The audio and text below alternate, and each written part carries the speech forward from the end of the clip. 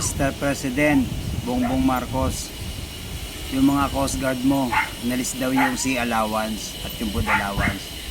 Kaya mag-aawol na lang daw sila.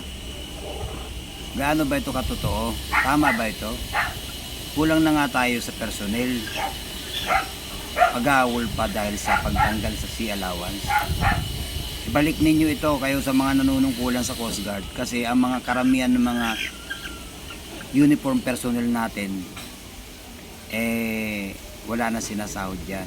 Yung kapiraso tinatanggap nila na food allowance at sea allowance, yun na lamang ang natitira nilang sasahodin na pagsasalu-saluhan ng kanilang pamilya. Ibalik nyo ito, makonsensya kayo dahil pag nagkataon mawawalan kayo ng Coast Guard personnel. Pag-aawol ang marami sa kanila.